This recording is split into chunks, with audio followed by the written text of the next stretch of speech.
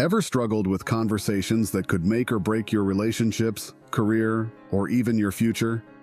Imagine mastering the skills to handle high-stakes discussions with confidence and clarity. Today, we're diving into the powerful book, Crucial Conversations, Tools for Talking When Stakes Are High, by Carrie Patterson, Joseph Grenny, Ron McMillan, and Al Switzler, where we'll explore essential tools for navigating tough conversations and achieving positive outcomes. In this video, we'll break down the key techniques that can help you stay calm, speak clearly, and create constructive dialogue, no matter how intense the situation. If you're ready to level up your communication skills when it matters most, make sure to subscribe for more game-changing insights. In life, there are moments when conversations become more than just casual exchanges. These are what we call crucial conversations, dialogues where the stakes are high, emotions are intense, and opinions differ. Imagine a scenario where you're negotiating a big deal at work or discussing a sensitive issue with a loved one. These moments can be pivotal to your success and happiness, both professionally and personally. The first chapter explores why these dialogues are so important. The authors define a crucial conversation by identifying three main characteristics. It involves high stakes, strong emotions, and differing opinions. You've probably been in these situations before, whether in a meeting where tensions run high or a family discussion where everyone is on edge. What you may not realize is how handling these conversations can significantly affect your relationships, career, and overall well-being. You've been working on a major project for weeks. Your boss calls you into a meeting to discuss it, and you quickly realize that their vision for the project is completely different from yours.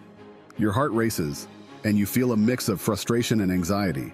You know that this conversation could make or break your career progress. How do you navigate this without letting emotions derail the outcome? This is a classic example of a crucial conversation, where managing your response and maintaining control are key to achieving a positive result.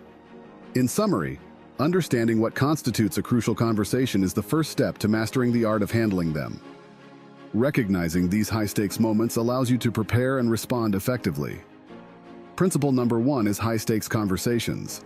Recognize the moments when the stakes are high, emotions run strong, and opinions clash, and approach them with purpose.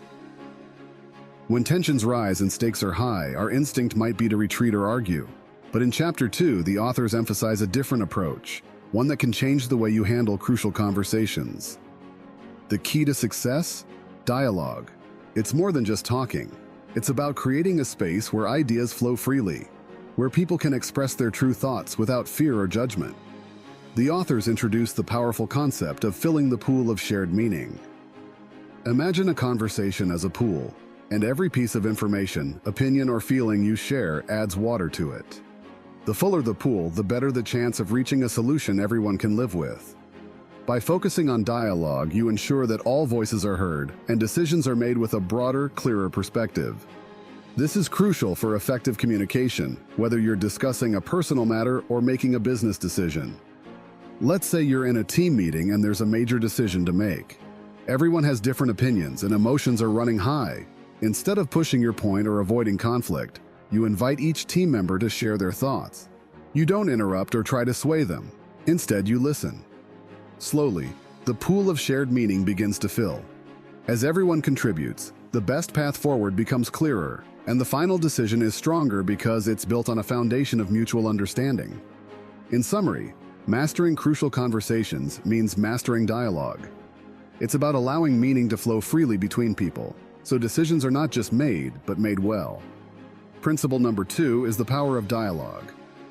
Fill the pool of shared meaning by encouraging open, honest communication to reach better outcomes. When emotions run high, it's easy to get lost in the heat of the moment. Chapter 3 emphasizes the importance of starting with heart, taking a step back and reflecting before diving into any crucial conversation. The authors encourage self-reflection, urging you to ask yourself one simple yet powerful question: what do I really want? This isn't just about what you want for yourself, it's also about what you want for others and the relationship. When you focus on these deeper motives, you can avoid the common traps of ego or emotional outbursts that often derail conversations. It's all about clarity of purpose, staying grounded in what truly matters rather than letting emotions take control. Imagine a heated argument with a close friend. Words are flying and emotions are at an all-time high. At that moment, you feel the urge to prove yourself right, to win the argument. But then you pause and ask yourself, what do I really want from this? You realize you want to preserve the friendship, not destroy it over one disagreement. This small shift in perspective helps you reframe the conversation, leading to a more constructive outcome. In summary, starting with heart means focusing on what you truly want before engaging in any dialogue. It keeps you centered, helping you to manage emotions and stay focused on positive outcomes. Principle number 3 is focused intentions. Reflect on your true desires for yourself, others, and the relationship to guide crucial conversations effectively. Sometimes a conversation can shift from calm to tense in an instant, and recognizing this shift is vital. Chapter 4 focuses on a crucial skill: learning to look for signs when a conversation is turning crucial. The authors teach that being aware of these moments can help you steer the dialogue back on track before it spirals into conflict. The key is to notice when safety is at risk. When people no longer feel safe to speak freely, they tend to respond in one of two ways: silence or aggression. Silence might look like someone holding back their true thoughts, while aggression manifests as hostility or overreaction. These are clear signals that dialogue is deteriorating, and if left unchecked, it can shut down communication completely. You're in a meeting and someone begins to pull back, offering only short answers. Or maybe a colleague suddenly becomes defensive, raising their voice and dominating the conversation. These are signs that safety is at risk, and if you don't address it, the dialogue will break down. The authors stress that safety is key to keeping communication open. Once you recognize these cues, you can step in, restore safety, and bring the conversation back to a productive place. In summary, mastering crucial conversations means being able to recognize when dialogue is in danger. By learning to look for these signals, you can intervene early and keep the conversation constructive.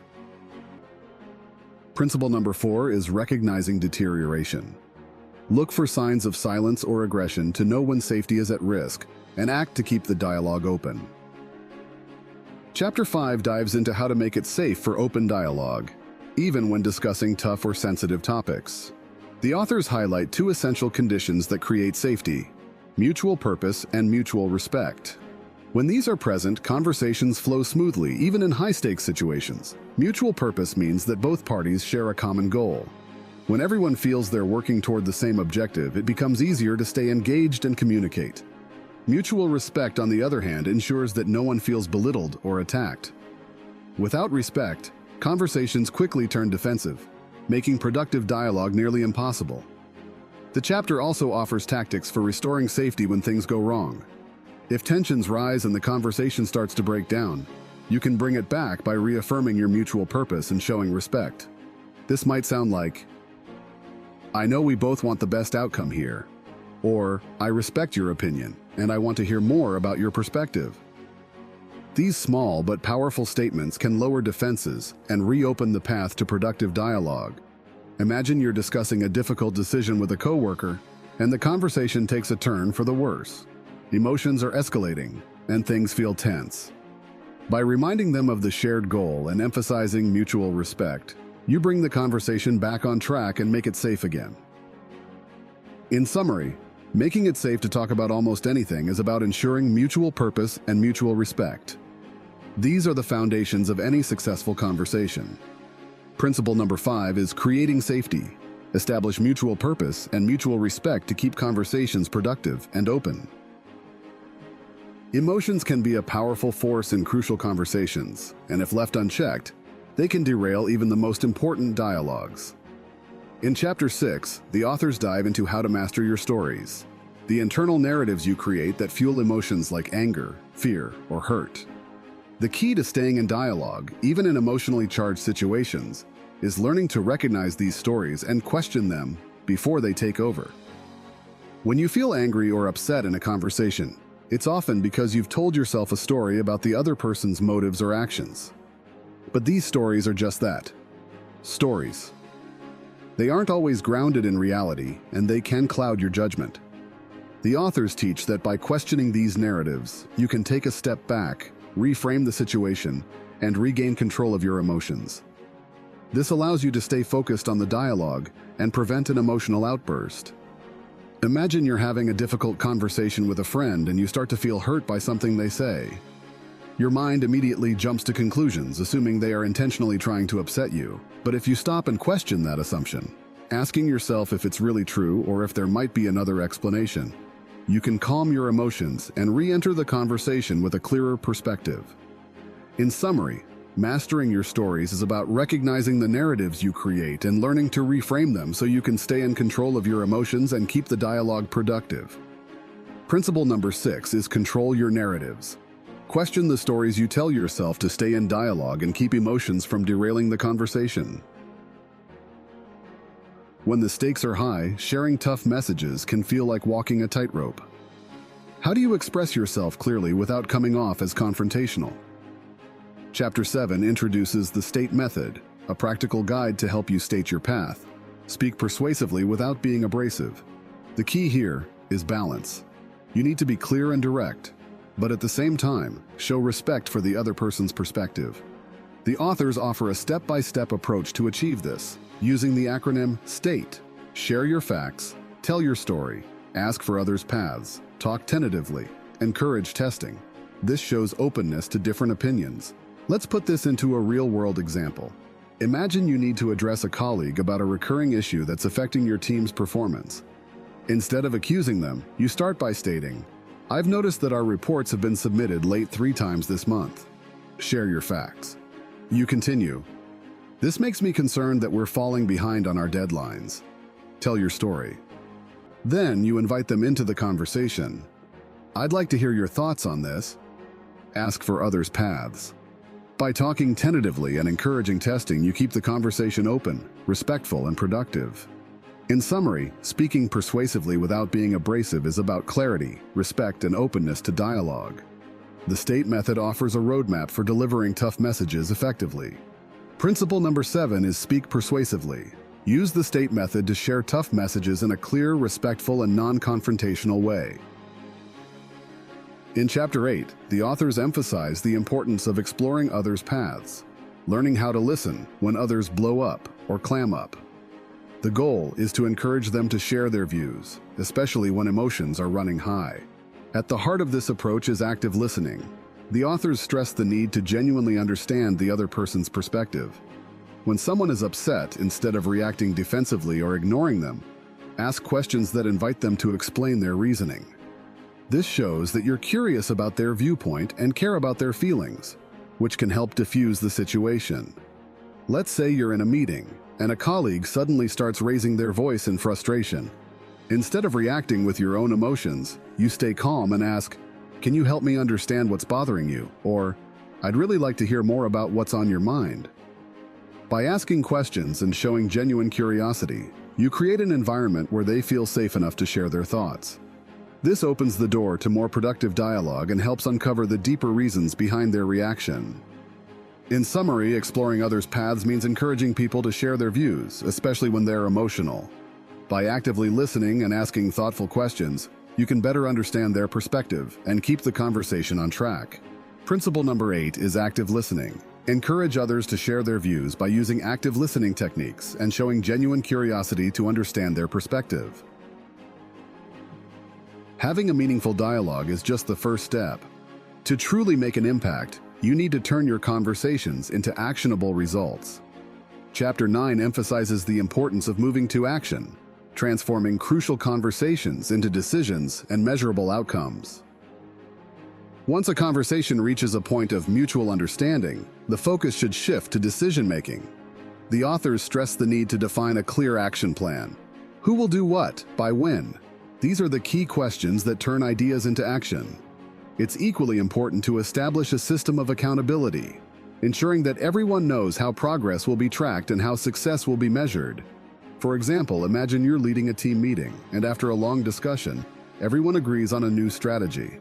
The next step is to assign tasks. John, you'll handle the marketing plan. Sarah, you'll oversee the budget. We'll reconvene in 2 weeks to review our progress.